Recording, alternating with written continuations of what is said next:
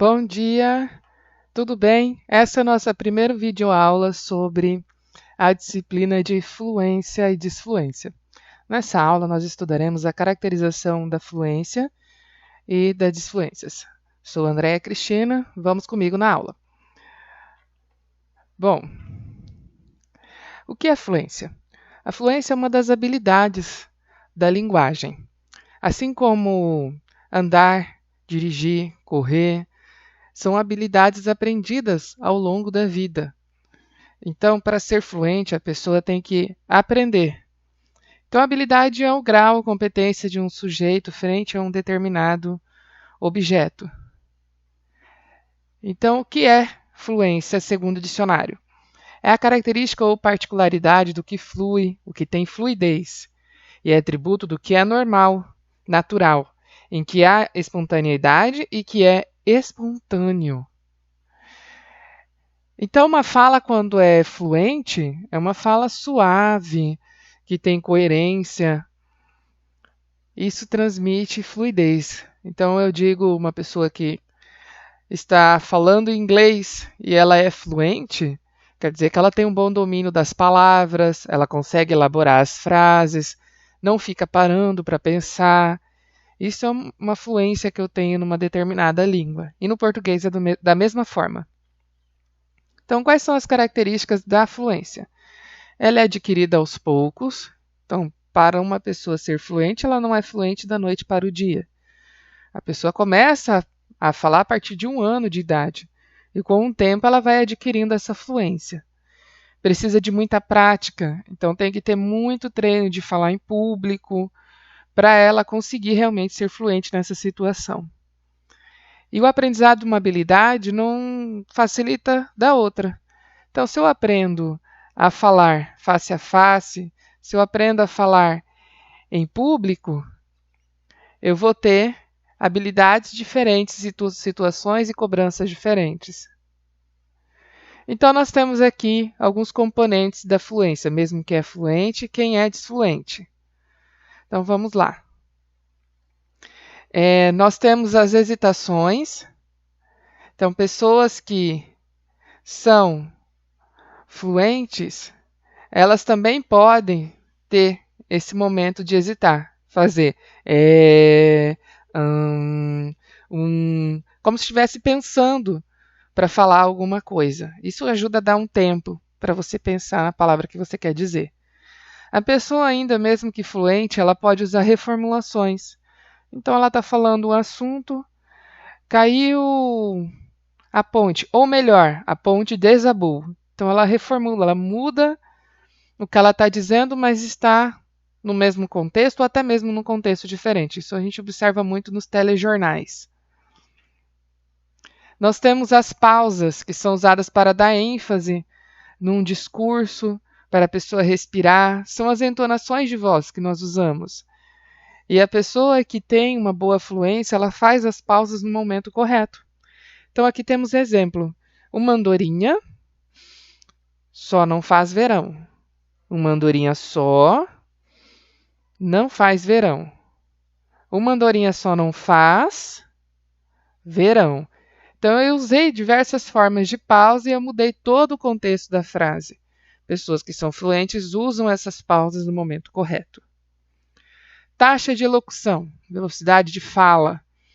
Então, quando nós estamos conversando no dia a dia, o ideal é que você tenha uma velocidade moderada de fala, que você não fale devagar demais, para não ficar uma fala chata, monótona, e você também não fale rápido demais, porque quanto mais rápido você fala, menos você articula e é mais difícil do outro entender o que você está dizendo. Então, aqui eu tenho um exemplo do mineiro. O mineiro, ele costuma falar um pouco mais rápido e até comendo parte das palavras. Então, cantinho.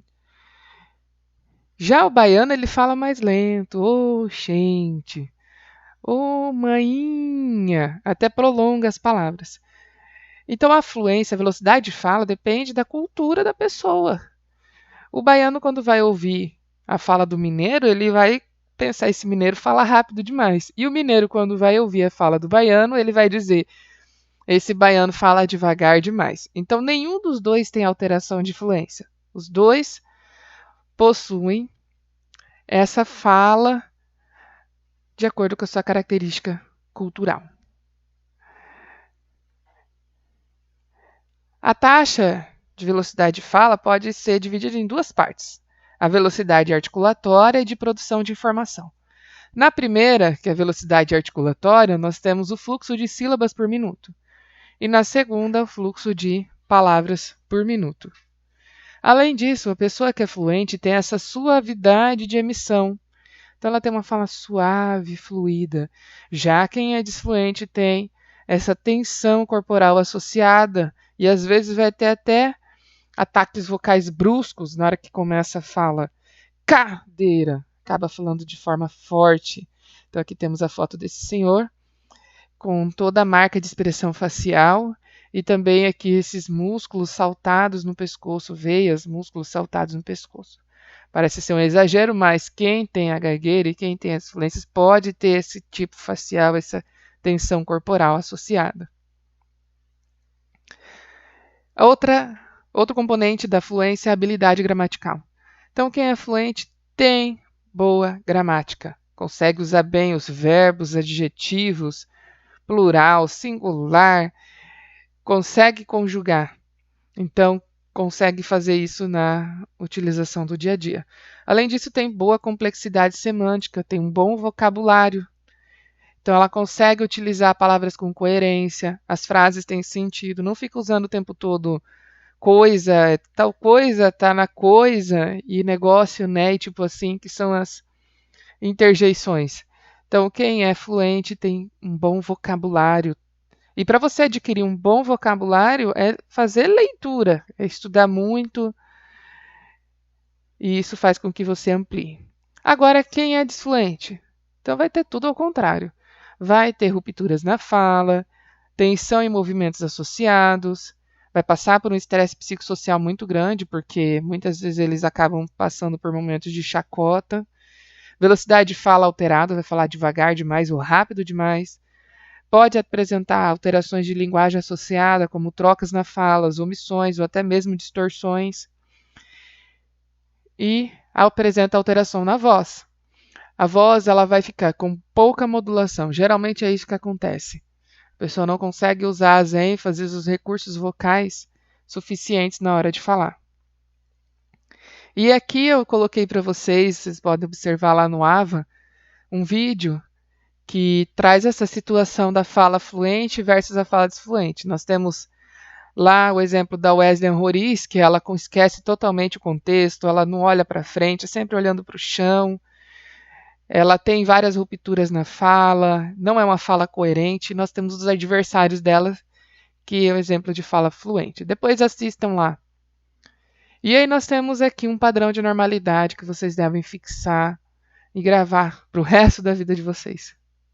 Então, nós temos aqui que se a pessoa tiver 10% ou mais de disfluências típicas comuns, ela já é considerada uma pessoa disfluente. E se tiver 3% ou mais de disfluências gagas, ela também é considerada disfluente. Esses são critérios de normalidade. Mas o que é disfluência comum e o que é disfluência gaga? Então, aqui temos os exemplos. As disfluências comuns são essas: hesitação, interjeição, revisão, palavra incompleta, repetição de frase, repetição de segmento e repetição de palavra não monossilábica. Então, temos aqui os exemplos também nessa tabela. Então, hesitação, a pessoa pode ficar numa pausa de até 2 segundos. Então, eu vou para casa. Ou ainda ela pode usar esse como você está? E ainda temos a interjeição, que são relacionadas às gírias sociais. Então, eu sei disso, né? Então, quero bolo. Assim, eu gosto dela. Ainda pode ser utilizado o tipo assim. Temos também a revisão, que vai modificar o conteúdo da mensagem. Eu fui, eu ia estudar fora. Tem também a palavra incompleta ou palavra não concluída. Ontem eu peguei o ONI para ir à escola. Temos as repetições de frases. Ela caiu, ela caiu. a repetição de segmento, que é repetição de parte de uma frase. A mulher vai comprar uma bolsa. Tem a repetição de palavra não monossilábica. O macaco quer banana, banana. Ou seja, são palavras de sílabas, trissílabas, polissílabas. E aí nós temos as disfluências gagas. Essas disfluências gagas, elas acontecem na maioria das vezes em pessoas que têm a gagueira, que também são chamadas de fluências atípicas. Atipia significa fora do comum, fora do típico. E aí nós temos os exemplos: repetição de sílaba, repetição de som, prolongamento, bloqueio, repetição de palavra monossilábica, intrusão e pausa. Vamos a cada um. Repetição de sílaba: D, minha chave. Repetição de som, tem que ser o som entrecortado. Sai daí, menino. Prolongamento: agora vou embora. O som é contínuo, ele segue contínuo. Bloqueio, tem uma fixação naquela posição articulatória e ainda pode ter até um ataque vocal brusco associado. O meu pai vai sair. Repetição de palavra monossilábica, são palavras curtas. Então, o cavalo é da menina.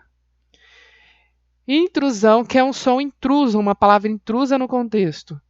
Um menino jogou bola. Então, esse não tem nada a ver com o contexto. Ela tem uma dia amiga. Essa palavra dia não tem nada a ver com ela tem uma amiga. Pausa, que é quando a pessoa fica parada por 3 segundos ou mais. E eu gostaria que vocês assistissem novamente os vídeos, tem esse link na aula, e tentem fazer a classificação dessas rupturas que acontecem com a Wesleyan Roriz.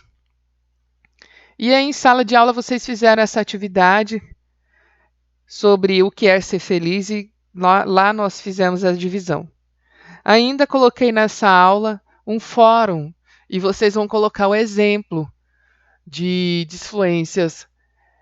E aí, nesse exemplo, vocês vão colocar se é disfluência comum ou gaga, qual é a classificação, por exemplo, hesitação, e você vai colocar um exemplo de frase.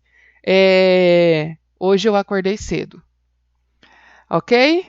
Um bom estudo para você. Um abraço, até a próxima aula.